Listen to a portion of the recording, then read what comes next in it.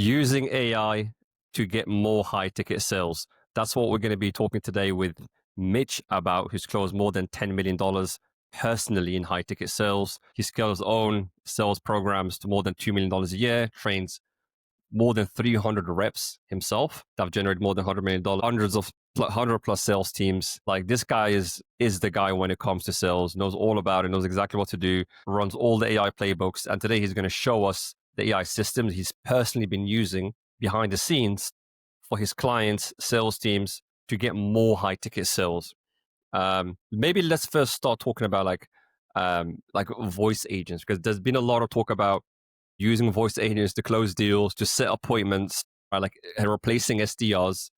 So can AI actually set appointments, close deals, right? Let's start with that, and then we'll get into more strategies that Mitch has been using to scale sales teams using AI and get more sales, and all the stuff that you don't really see online from people who are actually doing it in the field every day. Let's do it. Let's do it. So first off, thank you for having me here. It's a pleasure to be here. And talking about AI voice agents, man. I mean, so there was a phase where I was the number one advocate of this stuff. I was going on Facebook and YouTube and saying, if you guys are not using voice agents to make these calls, you guys are doing it wrong. You guys are fucking up. My stance has since then changed a little bit. I think that when I got out of the AI voice agents game, they weren't in a place where they were stable, right? Like sometimes they would sound really good, other times they wouldn't sound so good.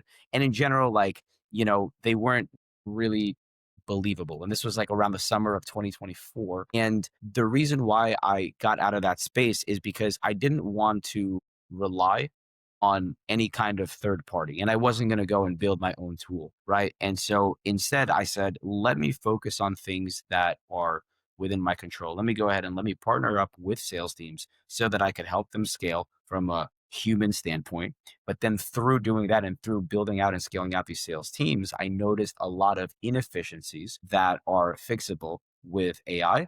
And so then I started researching, I started building, I started developing, and I came up with some pretty cool tools that are now helping the sales teams that I run. And I'm about to launch to the public, out to the market, to help sales teams that other people run. Yeah, absolutely, yeah. And even myself, I've done a lot with voice agents. I've actually ran them for outbound as well, like doing hundreds of calls a day. I've built my own custom agents.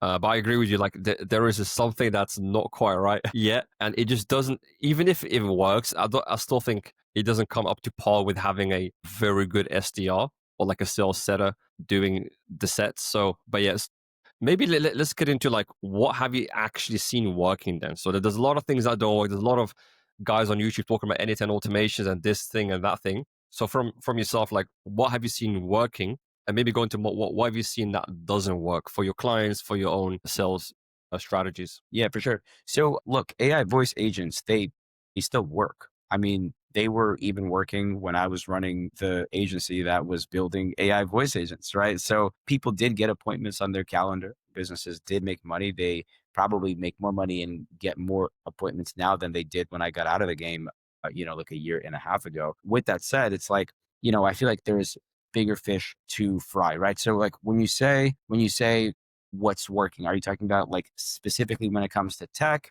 or just in general to close more deals? What are we talking here? Yeah, just like what are you currently using to get more results when it comes to sales? Because I know some of the things that you have in your software that you use for clients, like to review sales calls and track the KPIs and those kind of things. So what are you actually using now to like get results when it comes to sales? Yeah, absolutely, man. Well, so it starts with humans. At the end of the day, right? Like you need to have good, high quality, heart centered, and effective people that are running running the ship and running the show. And when I say running the ship, running the show, I don't just mean good, high quality business leaders. I'm talking about good, high quality sales managers, and I'm talking about good leaders on the sales team, actual leaders, like people that are going to challenge the prospects and elevate the prospects so that the deals can be closed, right? So it starts with the people. It also continues with having a really good strategist, a really good mastermind behind the scenes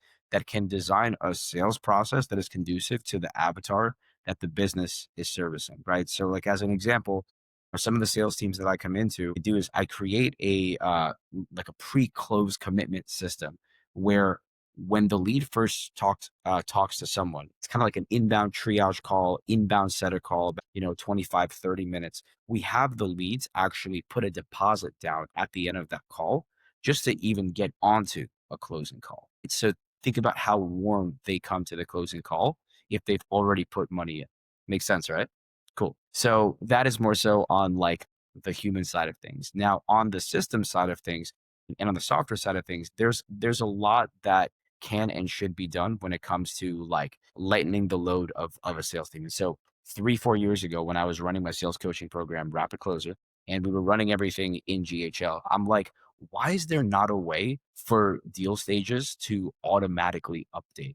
Right? Like, why do I physically have to do the admin work of dragging the deal stages and like putting in notes and everything like that? Like, why doesn't a solution for this exist? Well, now it does, right? So, because if you have Fathom that is listening into your calls and it's pushing all the notes from that call into GHL, right?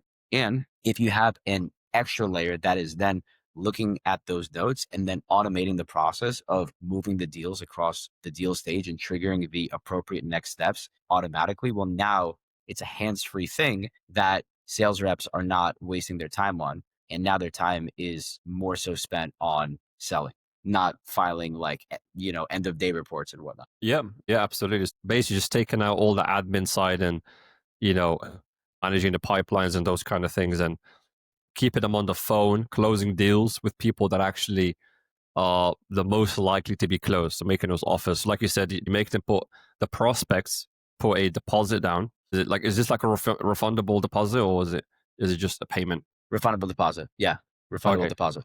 Yeah. What result? Because I'm guessing you obviously have a lot of clients, test with a lot of people. What results have you seen on a split test or beforehand, like without having this deposit? And where have you seen it being implemented correctly? Like, should everyone do this right now and put in the payment on the Calendly, or is this more of like when you have a lot of lead flow coming in, you have a sales team and you have a lot where you can actually disqualify and take people off? Yeah. Yeah, that's a good question. So I don't think that it's a good fit for every sales team or for every business, but in certain businesses, I think it's extremely effective, especially if you have like a high net worth individual that is your main avatar, right? Where it's like for the make money online offers, right? That are serving less sophisticated buyers. Maybe that doesn't make sense because a sophisticated buyer, for them to put down a $200 deposit, that's like a big deal for them, right? But a high net worth individual, they understand this concept because when you make a reservation at a nice restaurant, they have your card on file, and if you don't show up, they'll charge your card $50 per person, $25 per person, and it can come out to 100, 200, $300 just by you not showing up. And so the delivery behind this is like, hey, like we are setting time aside to have this conversation with you. And so this is what reserves your spot. And that is kind of like the framing that works really, really well. I was going to say something else, but I'll leave it at that for now. Yeah, yeah, yeah. Yeah, I mean, with a lot of our clients, we put in things in place to make sure we get the best people in, and we'll just disqualify them at the calendar level. But I've definitely seen more of the market shift, and I've seen a lot of other people, like even like Sam Ovens with his latest program, which was like a year ago, putting in like $100 application fee, and it worked. Yeah. Like it worked really well. It's good to see like more people having done this, right? Like using that. Yeah. And even he says, well, like same thing you just said now, which is like in the beginning, if you're just one person thing, you probably don't want to put it on yet.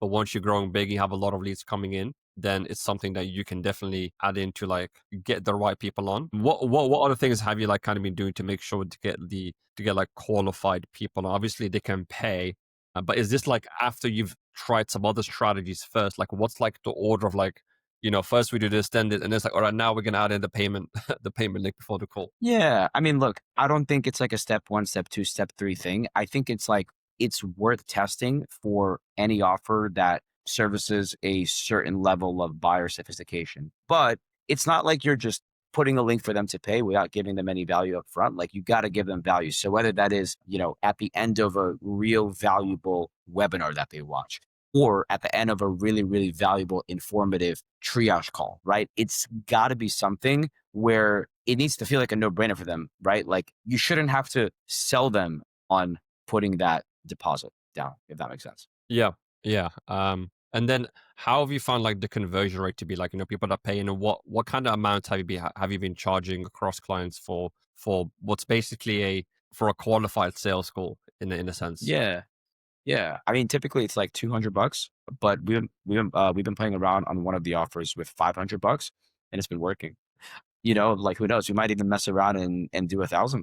The sky is the limit because like, again, they're having these 25, 27, 30-minute long phone calls, right? So it's like if you can't collect a couple $100 at the end of that call, you probably shouldn't be in sales at all, right? And like something that I like to pride myself on when I build these sales teams is I really like to get closer level setters and demigod level closers. And I know that's like easier said than done, but it's like if you can make a compelling case for like culture on the team and like the way that they're like treated and the nature of the job and everything like that and make it fun for them, then yeah, the like closer level people will be excited about setting because A, they'll make enough money and B, it'll be a nice, cool, chill like environment. They'll take like triage calls and everything like that. Outbound is its own thing. I'm probably not the expert when it comes to like anything outbound really. I mean, I ran some outbound teams, but my real bread and butter is more like in the inbound setting, inbound closing, all that good stuff. Yeah, absolutely. So obviously this is people so opt-ins coming into the funnel, leads are coming in, and then they're kind of putting a little deposit down before they come on the call. But I want to go like a step back, like the lead side. Like what are something, obviously there's been a lot of talk about speed to lead and getting to them in like Mm, 10 seconds and 30 seconds and 1 minute, right?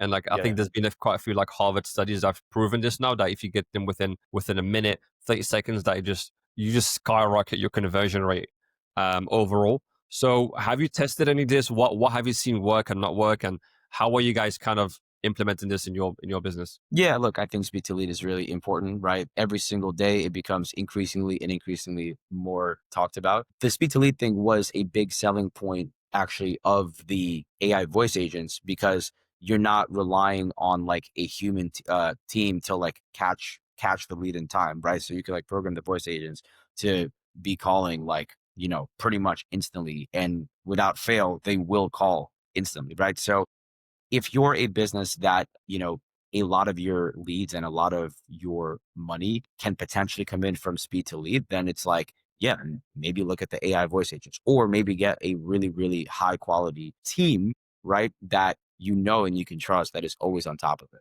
always on top of it. Because the last thing that you want to do is find yourself babysitting a bunch of setters that are like not dialing on time and not hitting everyone that they need to hit. I learned that the hard way a very, very long time ago.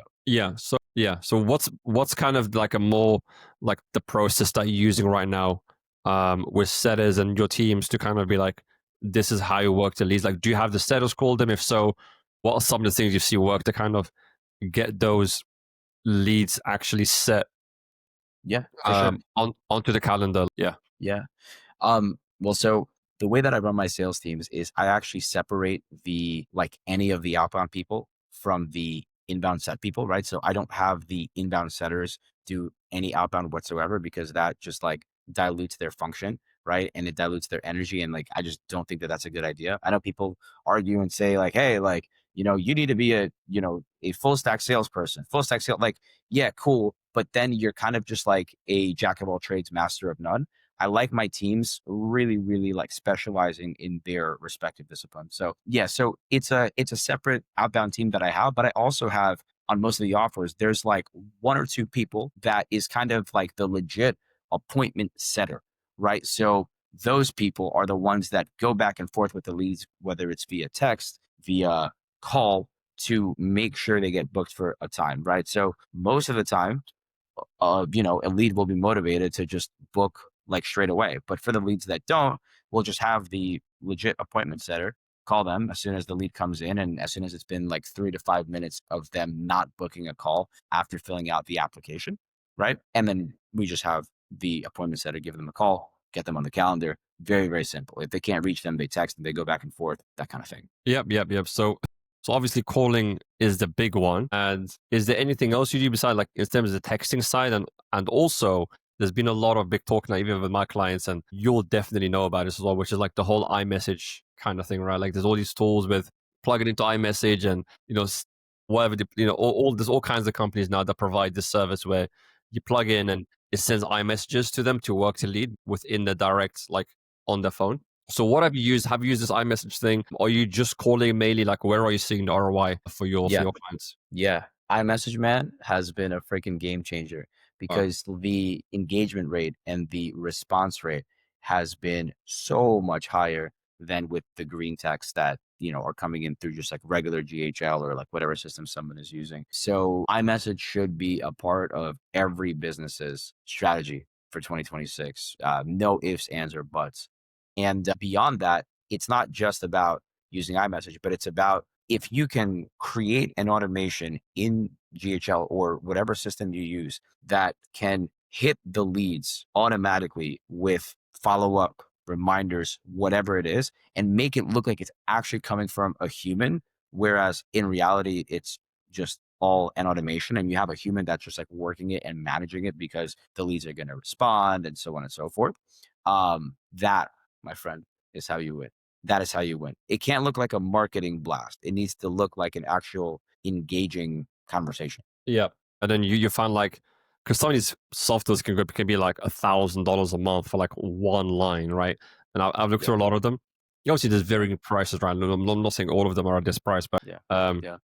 but obviously you're saying you found it to be completely worth it for getting.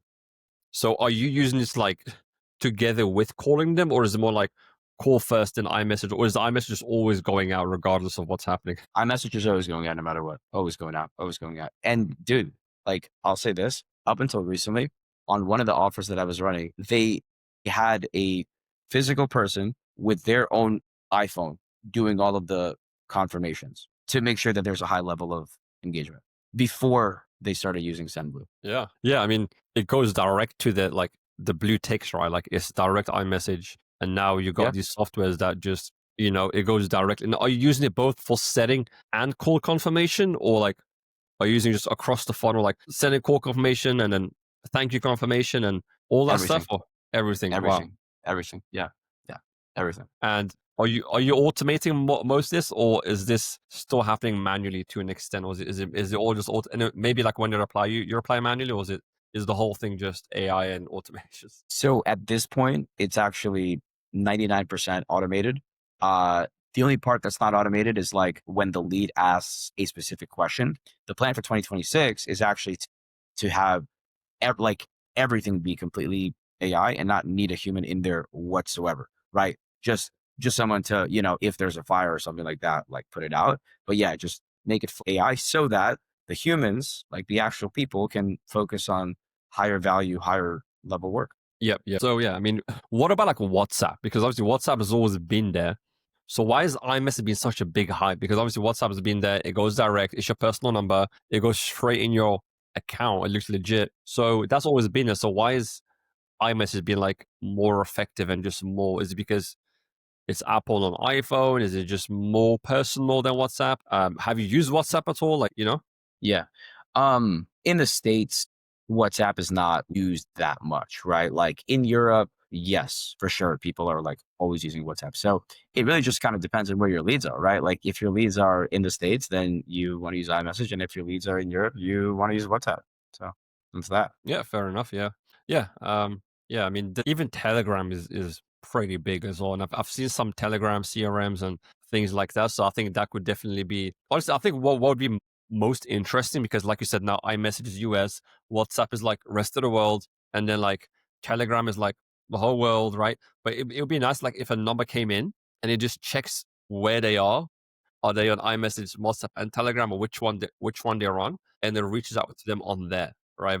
Because some people might be WhatsApp, not iMessage, or vice versa. Or some people might just have Telegram. That's surprisingly, a lot of people on there, and the way you sign up is usually with phone number anyway.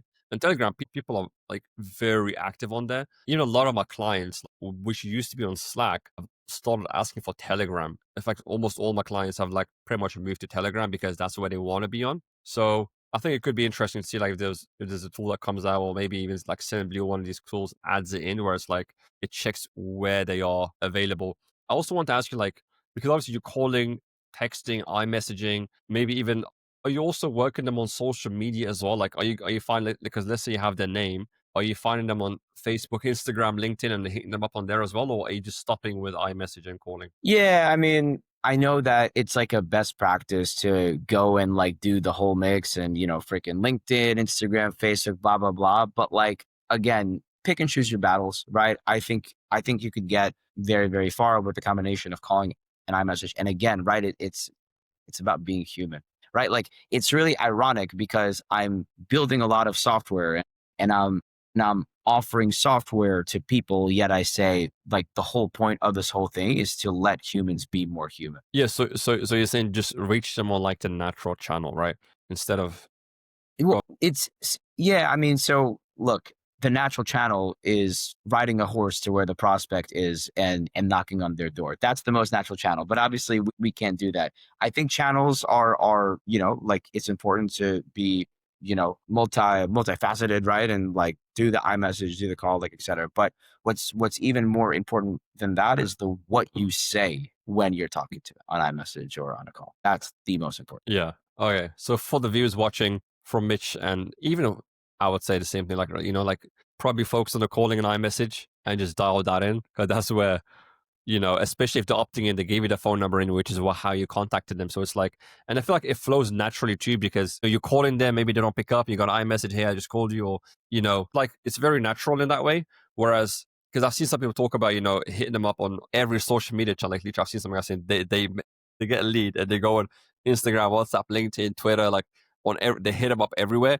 In fact, it's a bit, imagine you go on social media the next day and every platform has like an inbound DM. It just doesn't really look right in some ways. So I definitely think this is what we've been doing as well. Like we've been using like just calling and texting and just keeping it inside the phone and texting instead of going on every single platform. 100%. So yeah, speed to lead. Do you have anything else to add speed to lead? Because this has been like one of the biggest topics that people have had. And like you said as well, so just to keep like obviously like having a dedicated appointment setter, a dedicated person to kind of do this. And then on the iMessage side, on what you've been doing and it's working, right? It's like you're automating about 95%. When there's some key questions that come up, you answer manually, but you're actually automating the whole thing, which is very interesting. And you're using it on the lead side once they book a call, confirmations, and maybe if they don't show up or whatever, you message them again, and just iMessage the whole way. Is that what it says about it for speed to lead? And you obviously call them.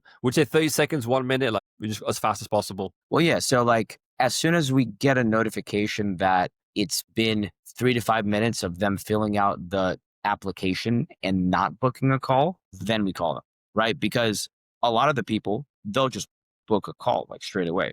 You know what I mean? But there are certain funnels where what you said about it, like, it doesn't matter. Like, even if they were like about to book a call, like, it doesn't even matter. It's like, hey, like 30 to 60 seconds after they fill out the application, you got to call them right away, right? So we do have offers like that as well. Regardless, yeah. I'm trying to think if there's anything else that I can add to that.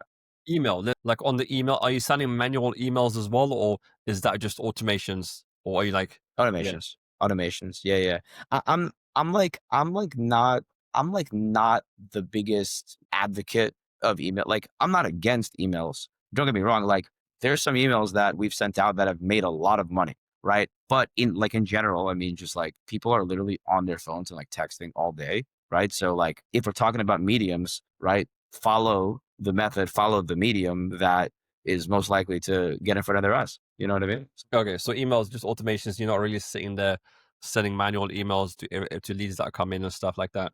All right, yeah, fair enough. You know what's interesting? Because once, just for fun, I opted into like Zoom Info. This was like a year ago. Like I just wanted to see, like I just opted just my email and maybe like a little bit of information. And I think they're like the only company that was like on to me via email. Like, dude, they had like, and they had some really good ones. Like, I actually templated some of the some of the stuff because they were on to me. Like, whichever the SDR was, I think they were like, and they had some good emails too. Like, maybe I can send it after the call. You can see, but they came to me like every week, like 2, 3, and different stuff. And it was like, and it wasn't pushy, but it wasn't, and I've never really seen any other companies do that. Most companies, you go in the emails, like they send you one. Like I've had this one where I opted in and I get like one personal one, but Zoom info was like, must have been like 10 or more, like over time, like from different people. Like they really did not give up and they would, yeah, and they use the different angles and it was very, very good. I think it was very, very Mm, good. And it came across very human. I don't know if they wrote it themselves or not, but it did come across as like a personal email as opposed to like automation. So because I do think they kind of sent it from the CRM, so it came across very natural. It was, I think, it was probably the best performance I've seen of sending like personalized-ish follow-up emails. And once again, I'll send it to you after the call so you can see it. So, but once again, calling, iMessaging, meet them where their medium is. All right. So exactly. yeah, Exactly. yeah, I'm totally with that. So, and then once they book the call, so now they're coming to the funnel, you work them, all that stuff. They book the call. Obviously, if they paid, I'm guessing whether it's paid or haven't paid, to get like the show up, because show up rate has been a big thing. Now, I've seen people talk about all kinds of strategies to fix show up rate, and especially now people talking about there's a trust recession and everyone's being scammed now and no one trusts anyone and everyone is like no one's showing up and whatever, right? So the show up rate has been an issue for a lot of people. So what are you doing? What have you done? What have you seen in terms of like show up rates, and what are some things that you're doing to kind of mitigate that? Yeah. Well, one of the best way to get someone to show up for a call is to make them pay a deposit to do the call, right? Yeah. That's really important, right? The second most important thing is like doing a double, triple, quadruple freaking confirm of like, hey, like, are you sure this time works? Right? Like, because it's really, really hard to get back onto the calendar if you end up like no showing. So like let's lock in a time that definitely works. Another thing is like obviously not booking too far out, like doing a 24, 48-hour booking type of thing. What else? What else? What else? Being really engaging in between uh, calls, right? Like being really engaging and not just sending them like appointment reminders, but actually asking them engaging questions that are meant to be responded to so that you stay top of mind for them and that it's not just a random call. Yep. I mean, I see some people send like there's this new thing I've heard, like people send like 20 emails between them booking and showing up. Like it's crazy, like in like one day. Like so The, there's go ahead, yeah. go ahead. Yeah. No, like Well, go no, ahead. no, dude. Like, yeah. So, like, there is something to be said about overdoing it, right? So, it's like on certain offers, when I've dialed up the appointment reminders, show rates actually went down because people saw all these emails, all these fucking texts. They started tuning them out, and then they didn't take the call seriously anymore. That's that. Yeah. Also, one big thing I've seen people do as well is double booking. You probably know all about this, right? So now Yeah, obviously yeah. these are funnels where they're not putting deposits down, right? Like this is just open booking. So putting in like a double booking. Um, do you guys do that? Have you seen, what's your take on double bookings? I know some sales teams that do double bookings. I've considered it. I haven't pulled the trigger on it yet with any of the sales teams. It's a good idea if your show rate is below 50%, because then there's there's less than a 50% chance that like someone's going to show up. Like the cool thing is, and this is something that we've been like looking into as of late, is routing the calls that are most likely to show up, just based on like user data and like marketing data and that kind of thing, and lead scoring, routing the calls that are most likely to show up to the best salespeople, right? Um, and then the calls that are least likely to show up to the less good sales. I mean, I don't have bad salespeople, but you know what I mean? Like the people that are lower in terms of KPIs. What the next step that I want to look at is like that, but with double bookings, right? So it's like booking a very, very likely call to show up along with a unlikely call to show up for the same exact time slot. Yeah. I've seen people as well now, they have, because they will do double bookings and they'll even put in like a live, like, because let's say they both show up, Yep. right? So they have like a dedicated person to catch all the double or triple shows that come on the call. And apparently they close them very well as well. I think there's quite a few popular salespeople that do this now where it's like they'll double, triple book.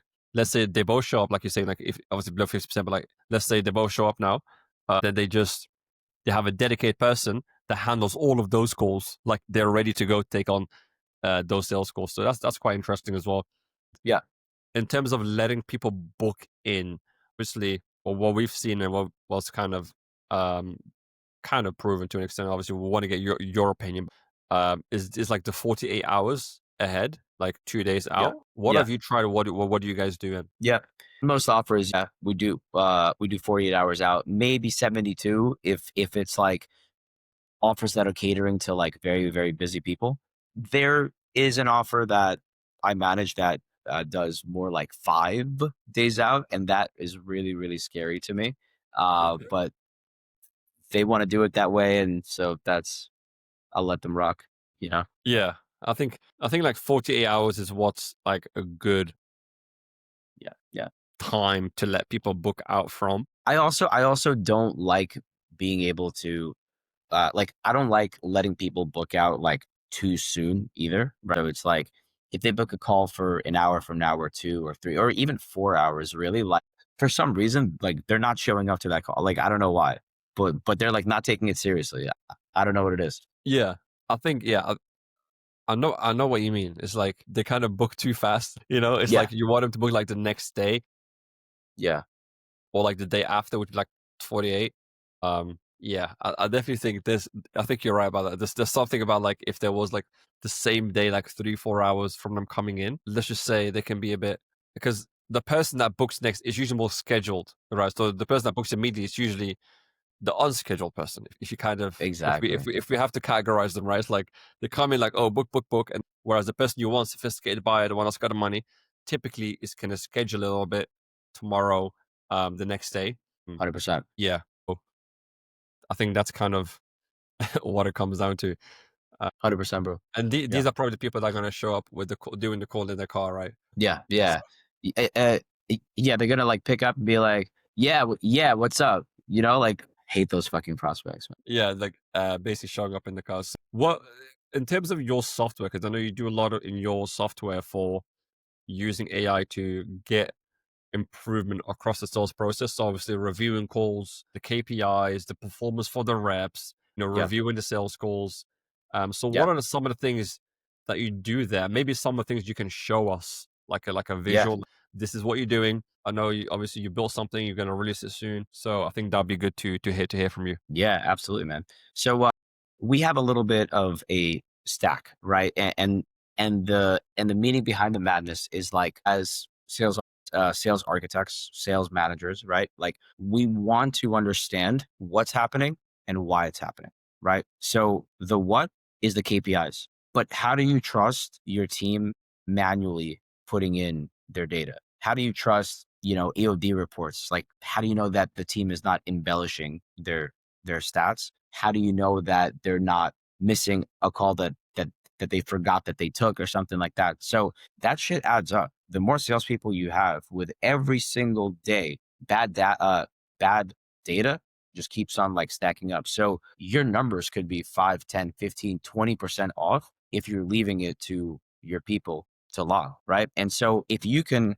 connect your calendar with all the payment processors that you use, right? Now, all of a sudden, you have objective KPI data that is coming in consistently, right? Because if it also knows who the closer is and who the setter is, and it could attribute it to that, now you know what each rep's performance is, right? So that's on the what side. Okay. On the why it's happening, you want to be able to understand what the reps are saying on their calls and what the leads are saying on their calls. Because if the rep, like if you get onto like a team training call, right? And you say, hey guys, like, why are we not closing? Like, why are we closing like as such low clip? What's the first thing that the sales team is going to say? Bad leads and stuff like that. It's Yeah. the leads. So what if there was a way with Fathom listening to every single call to actually understand what the sentiment of the leads is and have those insights and have those conclusions, right? Now, you also have Fathom listening in and it is sending the transcripts to our call reviewer tool. And a call reviewer tool is understanding where the reps are fucking up, where they're doing well. And it's based on whatever methodology the sales team is following, right? So if they're following the rapid close method, then that is one way that the calls get scored. If they're following a different method, it's a different way. So the combination of the qualitative data of the rep performance on calls and the lead sentiments, plus the actual cold, hard, objective, quantitative data of what's happening on the calls of shows, cash, show rate, close rate, et cetera, that actually gives us the full picture. And so when you combine all of those things and you combine it into a software that surfaces all of the KPIs that are off, right? and diagnoses why they're off and gives you a recommendation for how to fix it, now we have something really, really valuable. And so that is what we've built for ourselves internally, and we're launching to the public next month. Okay, so for now, there's no demos yet, just until it's being launched. I could show you a little demo right now. All right. This is extremely bare bones, like super, super, super bare bones. This is strictly for demo purposes. The All right. ultimate UI is not going to look like this, and don't focus too hard on the numbers in there because they're fake demo numbers. So let me show you this right now. All right, just a lightweight demo, and you're saying this is not the one that's going to be launched tomorrow. Yeah. But dude, even with this one, the feedback that we've gotten has been tremendous. We've got a tremendous feedback on this that like people are like, dude, this is gonna change lives. So let me go ahead and show you this. Let's have a look. Yeah, man, for sure. Look, these are current objective metrics, right? Just again, based on being connected to your calendar and to your payment processors. It's very, very simple. This is not what your reps are putting in. Now, here's where it gets interesting. It starts to attribute dips in certain KPIs and in certain performance to what the reps are missing or doing wrong, and positive KPIs to what the reps are doing, right? And so if you can understand that, now you could start actually scaling what's working and then training the reps up on what they're screwing up, right? So if your cash is down 16%, because they're not qualifying the leads in the right way, well, now you have your topic for the training call tomorrow, right? Things along those lines. And again, just understanding why shit is working and why the shit that's not working is not working. Make sense? Yeah. Maybe you can touch on, I got some questions on some of these metrics, which are actually very interesting. Maybe we can talk about I like the deposit rate. So is it let's talk about that one maybe a little bit. Yeah, for sure. Well, a deposit rate, it's really just a set rate, right? Because if you're collecting deposits for every single call that you end up booking on a closer's calendar, then deposit rate and set rate is largely the same. So that's all that means. Okay, so it's not a deposit of the program, like the program is 10K and the guy's getting a 1K deposit? Oh, no, I don't think that that's a good metric to track, because then you're going to be optimizing for the wrong thing. Yeah. That's I thought that's what it was. Like they didn't close it, but they got a deposit down. No. I mean, look, I'm not against getting someone's deposit if they can't close, but it definitely should only be a last minute, last ditch effort. You should never lead with that, or, not at all. Okay, so this is actually a Hyros-ish for sales. So you're saying this is connected to the payment processes, like you said, and it connects, I'm guessing, to the call software, or like the calendar and stuff, and the call recordings. Is that what it's connected to as well? Exactly. Okay, great. So it's got all the Stripe. Let's assume that the company is just using Stripe. They're just using Fireflies.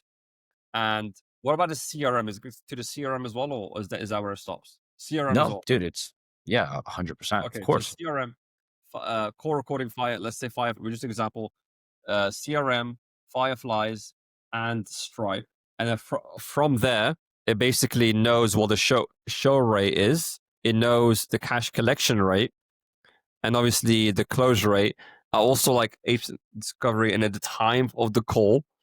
And what I like as well is the compliance. I was actually going to ask you about it, but I thought it might be too boring. But I know there's been a lot of talk about general FTC compliance for these calls, like the sales calls in general. So is this, is that kind of part of, is that what you mean by the compliance score? Yeah, exactly. Right. Because if we can help a business avoid those fines, then their ROI on this is dumb high, so freaking high.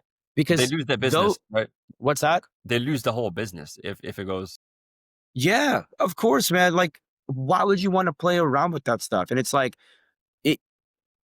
there was never a time in the past where a business owner or a sales manager was ever able to listen to every single call that the reps are having to make sure that not at all are they slipping up or saying the wrong. Because if you say the wrong thing to one freaking person, and that person just so happens to get really pissed or like whatever, like that could fuck you so hard. Why would you want that? Right. And so this is a way to catch that and to be able to rectify any issues fast. Great. And then you have DPL, so dollar per lead. Dollar per lead, correct? Yeah. Yep. Are you connecting any like ad spend data and stuff into this, or no? That'll be part of phase 2, phase 3. Right now, we're just focused on the sales thing. Of course, yeah. I mean, this is already a big deal as it is, and I can see something on the side too, which is your chat interface. I'm guessing that's where they can chat with the data. Is that what it is? That's Exactly. great. Yeah. Yeah. So, I don't know if are you able to open those up here, or is that the Yeah. Look, so I have it in demo form here. Let me show you. yeah, What I'm just talking some about. demos. So basically, so they can just chat with all the sales data, ask it questions, ask for reports, probably, right? Yeah, Metrics, exactly. KPIs. Yeah, I mean, are you able to yeah, I mean, some example questions like how have our sales performed this quarter based on the quarter last week? Conversion rate has improved by 12. I mean, the great thing here is being connected to Stripe 5. Like it's only talking about the data, that's the real data. Like it's not making stuff up. It's not like, oh, this is what I think happened. It's like, no, this is what actually happened, right? Exactly. And Yeah. and you're able to see this like by the rep from all the calls. And the one thing you had as well, which is great, is how many of those leads were actually qualified. So it's like, you're going to the sales team comes on, they say, oh, the leads were all bad, but you can see from transcript everyone had the money, or Exactly. or something Exactly. like that, right? Or they had the business, they were ready to go, but they gave him an objection, and that's why they didn't close, instead of the leads were bad. So how were the leads? So it's gonna go through a transcript to see like the quality of the leads and what they said. Exactly. Exactly. Yeah, and then positive attribution. So, what is that? Like, is that how fast deals close, or like what is positive attribution? Positive attribution just means like what is something that the reps are doing that is leading to a lot of money, right? So it's an extension of KPI highlights, right? So it's like as an example, like this is something that can be serviced, right? So like 87% of deals closed this month had discovery between 12 and 15 minutes, right? And it even gives you tips on how to help the reps do more stuff like this. Okay, great. And then you have change management. So this is that the sales script. So it's going to look at if they change what questions they ask and things like that. Exactly. Yeah. So any change that you make in the sales process overall, you will be able to look at how that's impacting the leads and the conversations and the KPIs. Yeah. Yeah. I mean, this is very real. And then obviously there's the cash collection rate, right? Which is, how much cash is actually being collected, basically. So, yeah, I mean, these are literally all the metrics that you can think of. And obviously compliance, what is team performance attribution? This is the constructive version of positive attribution, right? So it's like, hey, the team is not really doing too well with asking goal-based questions, right? And this is an estimate on how much money is being left on the table by them not scoring as an example, at an 85 or more. Great. Yeah. Yeah. I mean, I like this a lot. So obviously you've been working this for a long time through sales agency. So you've kind of gone down the road of like, let's use AI and take a data-driven approach to get more results, right? So you're like, everything is data-driven plus AI, as opposed to making AI do the work. It's like, let the humans do the work, but then we're going to use AI to dig into the data and allow us to improve without us having to manually sift through every single call and review everything. So maybe you can look through, is there the core reviews tab as well? Is that one we can yeah, of course. Yeah. Absolutely. Yeah, absolutely. Yeah, so so these are like individual calls getting reviewed on your specific KPIs and the things that you're looking for and things like that, right? So like, yeah. Exactly. And then the scores can also get aggregated. The performance can get aggregated, right? Like this way, you'll have the individual calls and the the aggregation of all the calls. And again, right, it could be based on whatever sales methodology the business itself follows. Fantastic. I mean, yeah, I mean, this is I guess the target here is like the sales team manager, or is it also going to be for the reps themselves or everyone? Yeah, I don't know that I want the reps to be using this because like I've heard so many horror stories of like other tools being unloaded to like reps themselves and like the reps not doing anything with it and just being like a waste of time, waste of money, waste of energy and like it just like everything goes down the drain. So I think this belongs in the hands of sales managers and business owners that want their humans to focus on things that humans were built to focus on. That's it. Yeah, fantastic. Yeah, I mean, it makes sense. Yeah, I mean, this is exactly what I would want to see.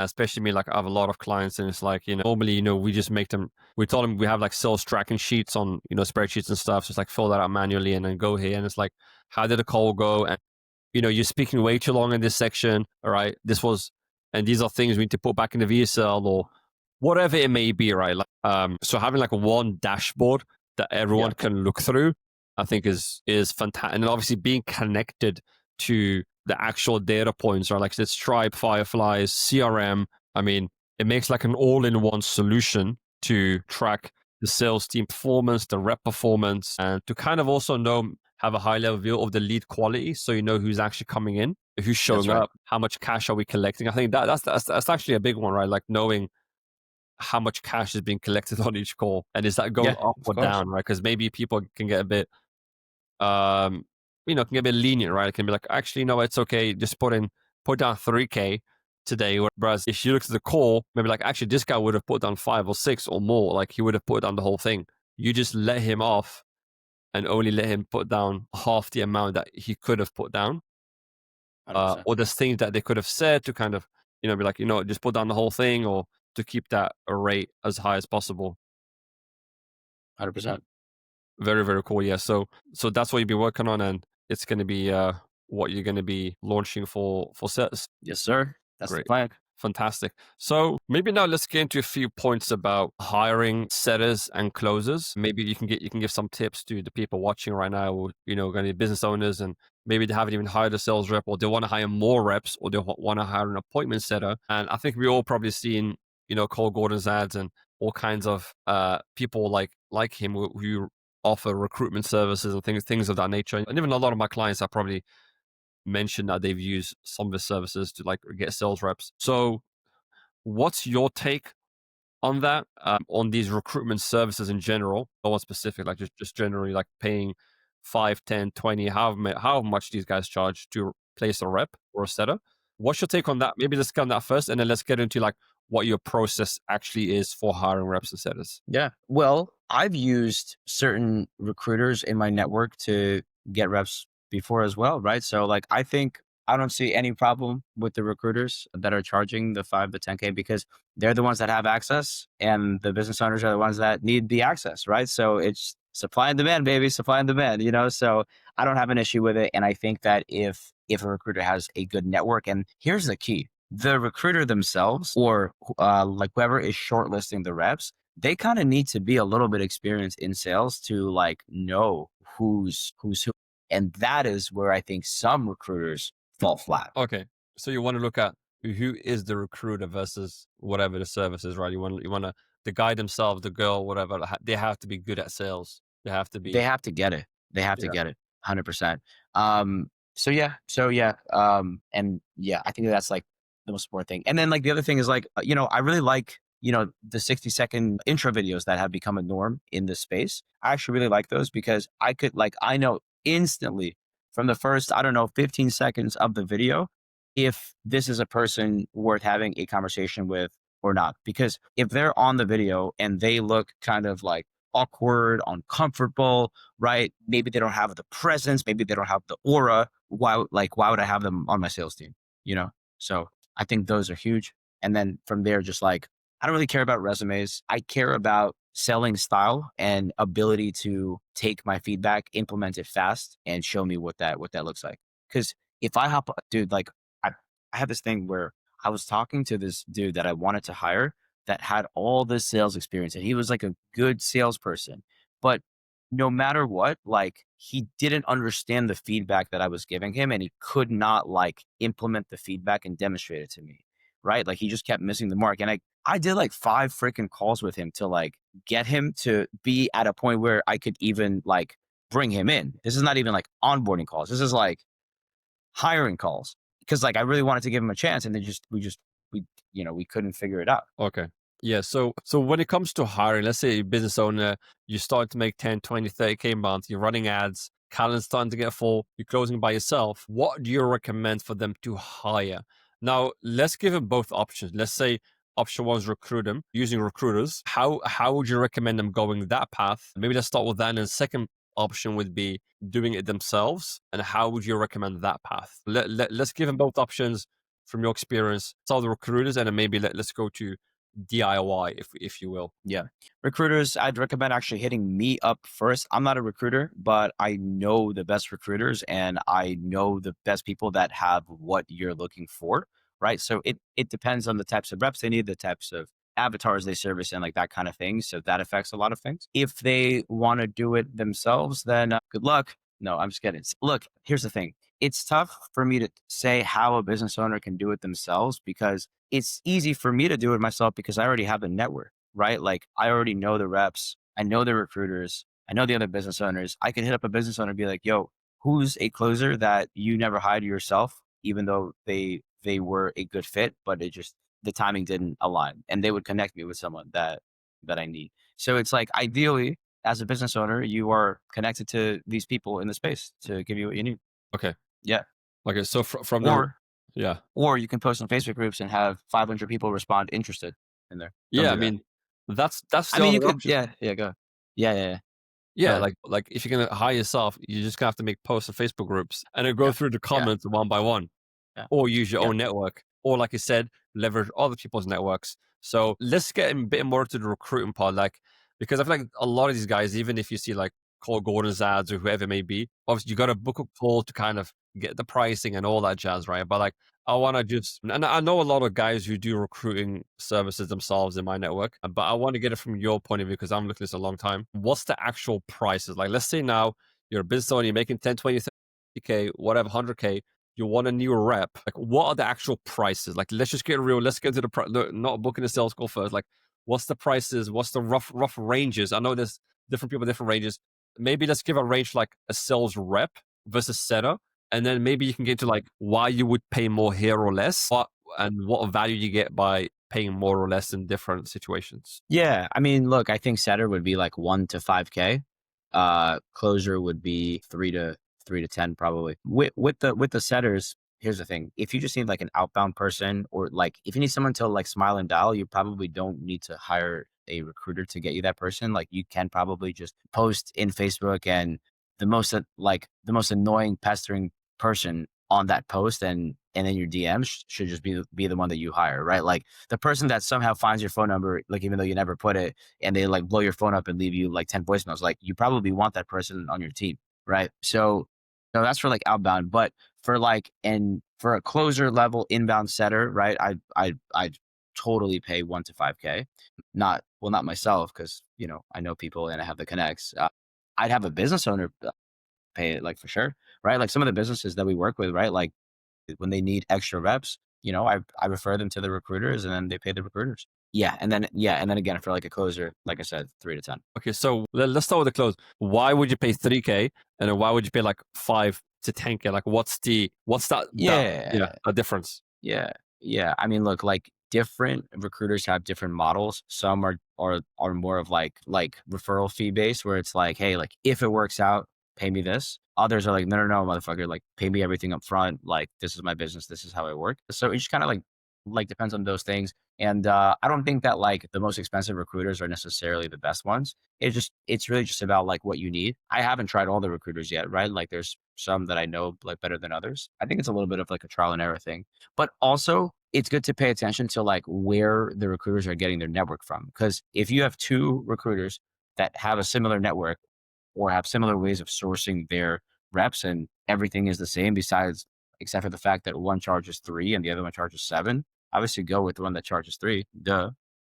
So Fair that's enough. that. And then on the setter side, is it the similar kind of deal? the same between 1 and 5K. Like I said, 5K just depends Yeah. on the person. Yeah, yeah. Yeah, 100%, man. 100%. And then like the other piece is like, oh, there's some sales coaches that will just give reps for free. Take advantage of that. The only problem that I've seen slash heard is like the sales coaches don't have a ton of reps that are like really good. And that's not like, I'm not like throwing shade at the sales coaches. I'm throwing shade at just like the fact that naturally most students in a sales coaching program are not really going to be the cream of the crop, the best salespeople, right? And so the cream of the crop is probably already on an offer, if that makes sense. So, you know, sometimes it could be like a volume issue with sales coaches that give their reps for free. And for business owners, when would you recommend it? Maybe this is a good question to ask as well, which is like setters and closers. When you recommend a business owner, like solopreneur, guy running ads, closing deals by himself, to hire the first setter or rep, and in which order would you say it? Yeah, definitely hire the setter first because that person is going to make your life easier and let you focus on the highest value of stuff. I think you could, you could hire a setter once you're kind of around like the 30K a month mark, and then you could hire a closer once you're consistently around a 50K per month mark, right? So it's like not after you had one 50K month, but it's like if you can produce 50K months in a row, then you're definitely ready for a closer. Yeah. And then what would be the target for the closer to also make 50K a month? Or like, is this on like the business owner being on like an upwards trajectory where it's like, they can like duplicate the ads or whatever and fill up, get to 100K a month and like fill up their pipeline? Is that the trajectory you're talking about? Or is it like, you just put the 50K a month to them, right? Is it like, yeah. No, no, no, no, no. Well, so the first month of having the closer, like you as a business owner probably want to take calls yourself as well, right? Because what if you brought the wrong closer in and he sinks your entire business, right? Like you don't want to put him like, responsible of that. So it's like, yeah, like you should still be responsible for your 50K, right? And then the closer will be responsible for his, right? And then from there, if it works out, great. Then he can be responsible for all like 100K of the business or 125, like, for the next month or whatever. Okay. So what does that ramping up process look like? So let's say now I go to a recruiter, pay them 5K, 10K, whatever. They gave me a few closes. I picked one. Now I'm onboarding them, right? They're getting to my team now. Obviously, like you said, don't give them the full 50K immediately. You still keep taking the good calls and stuff with the majority. What's your ramping up process? What does that look like in simple steps? Yeah. Well, look, you want to put the rep onto, like a handful of calls a day or something like that. Iterate fast, do training sessions with them often, listen to calls often, right? Understand what they're saying, what they're not saying, give them the coaching, have them like adapt and implement your feedback, right? And then, yeah, like as they start to sound better and perform better, then start giving them more calls. Like, I don't think it's like a one size fits all solution. It's more of like how it's going, feel it out. Yeah.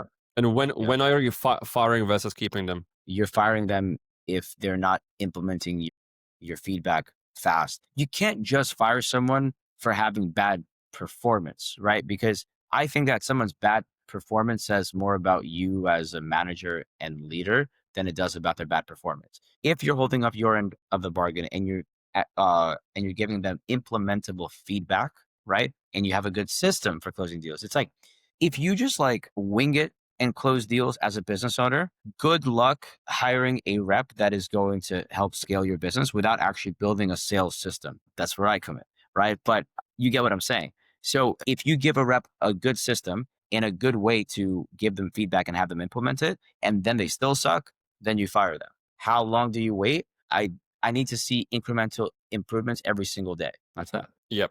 Okay. So it's not that simple, but like you said, focus on are they taking the feedback well?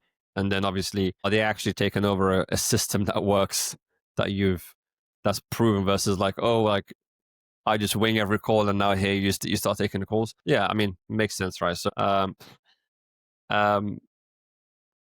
yeah, I had a few more questions I want to ask you before we get into before we wrap up. So obviously you had your own kind of programs that you sold, like say your info product and those kind of things. So like what was that about? What were you selling? How much were you selling it for? And like how were you getting clients and scaling that up? Yeah. Like your own Yeah. program, like, cause you said you had your own thing going on. Yeah, for sure. Yeah, so I was selling sales coaching, and yeah, we scaled up to 167K a month, which is like a $2 million per year run rate. And the way that we were getting clients was we were running Instagram DM ads, and yeah, just booking calls and then doing little like confirmation calls, and then just going straight to the one call close. That was the process. Interesting. So just normal DM ads, you have a setter in there or whatever, like just working the Yeah. lead, booking the call. Yeah. Were you doing like a quick setting call first, triage call, then to sales, or straight to sales call? Straight to sales call, but we did a confirmation call before it, right? So it was like a 5, 6, 7 minute long call. Quick little, hey, like, are you gonna show up? Yeah, cool. Like, did you watch the video? Yeah, cool. Whatever. Here's what I need you to do before the call. Be there on time, type of thing. Okay, nice. So it's like a mini triage call, like Yeah, super quick. Yeah. super quick. Yeah, fair enough. And then you said you got that to basically like a $2 million per year run rate for your info product. And then like, what were you actually selling? Like, was it like group coaching, 1-to-1? What was the structure of what you were selling? And how much was it for? Yeah, it's a very Sam Ovens style of program, right? It was group coaching. In fact, it was so Sam Ovens style that for a while, access was lifetime, which ultimately ended up being a bad idea. I love Sam Ovens. I think he's an absolute brilliant person and mind and thinker, but I don't know why he was so stringent on like lifetime access. Like, I feel like that doesn't work, right? So thankfully, I was able to switch into 3-month access, which made fulfillment a lot easier. But yeah, so it was group coaching, and we had coaching calls, and I did call outs for them, and there was content, and there was like a community and assignments and everything like that. And we hosted it in Circle. We did not host it in School because back then I think School was like really new. And they I forgot why I chose Circle back then, but if I were to run it back, I would use School at this point. Yeah. I mean, how much was the program? Program was at first it was 5K, then I brought it up to 7.5K, then I brought it up to 8K. So with the lifetime thing, I mean, obviously Sam, he mentioned that a lot, but I don't know if you saw YouTube because there everything changed to membership, and doing like a annual thing. So even my stuff, I was already kind of doing it, but I've fully gone down that road as well, which is like the whole annual membership. What's your take been? Have you seen that at all, yeah? Like annual memberships? Yeah, I mean, obviously, because Sam in his first program was preaching a lifetime, and then in YouTube that they launched like 1 or 2 years ago, he switched over to actually doing annual memberships for everything. Yeah, that feels a lot better. I mean, I like there to be options, right? Like I like a 3-month, a 6-month, and like a 12-month option, because then instead of choosing between doing something and not doing something, they're just choosing between which option to do. Yeah, exactly. But they're already doing it. Yeah. And one more thing I want to ask as well is like, there's also a lot of talk now and about just like selling without sales calls at all, right? Which is obviously, there's pros and cons, and there's different. It's like the whole deposit thing with putting there's different times to do that's good or not. But even like Hobos in his latest launch, he sold his 3K a month, so like 18 grand. I think he's got like 1,000 people in there or something, 3 grand a month without any sales, just buy a buy button. Even Sam's WeTube, I think majority did it without sales call too.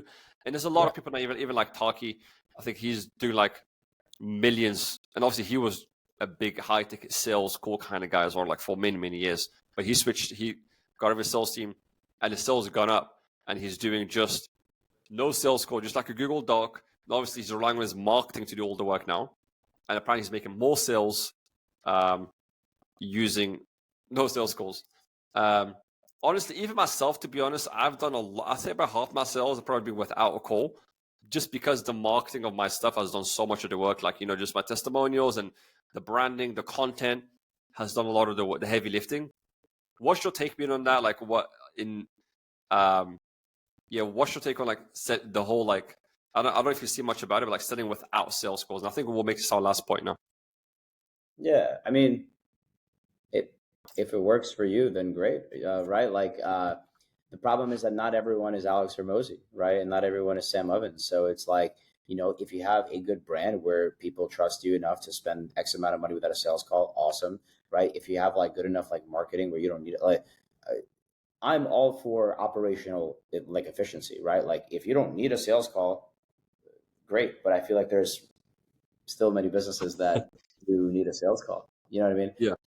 Maybe one day they won't. Cool. That makes my job a lot easier, anyways, because then I'd be able to help people focus in on the connection and relationship that gets established in order for them to not have a sales call. And then after the sale happens, right, around like Exactly. making sure people have a good enough experience to then renew, right? So yeah, I think my expertise will then just have to be like channeled for like slightly different areas, pretty much. But definitely, there's even like the one of the big school communities. They just charge $1,500 a month, and they have like 500 members, like 50, like 500, and there's no sales call. Like, and there's many more like this coming out, where it's like they have like some content and stuff, and like just straight to high ticket. Even my stuff, I'm pushing it towards that. But my strategy will be a bit different. So obviously, content and like this interview now, and using all kinds of content to push it to. I'm more about pushing it to like a low ticket community, which is what I have now. It's gonna be $100 a month. People come in, and then so they get warmed up in there, if you know what I mean. And then from there, they join my high end mastermind. I mean, I would prefer to not do any sales calls. I mean, I've done a lot of sales calls, but I think if I can crack this model, I definitely would. But like you said, right, it's like whatever works, right? Like if it works, then it works, right? So, Amazing. yeah. So let's get into like how people can work with you, and then we can just wrap up the call. So with Sales Agency AI, with what you do, your software, maybe you can give it like a one or 2 minute rundown of anyone watching this. They want sales reps, they want to work with you. How can they reach out to you, and yeah, that kind of stuff. Yeah, absolutely. So the best way to reach out is on the salesagency.ai website. There's a book a call button. You book a call. Also, you can follow me on Instagram at Mitch Sapoff, MITCHSAPOFF. Shoot me a DM. Let me know how I can help. Yeah, those are essentially the two best ways. Yep. I mean, yeah, your name's on the screen. Your name will be in the description. So people can easily reach out if they want anything sales related. You're going to be the guy.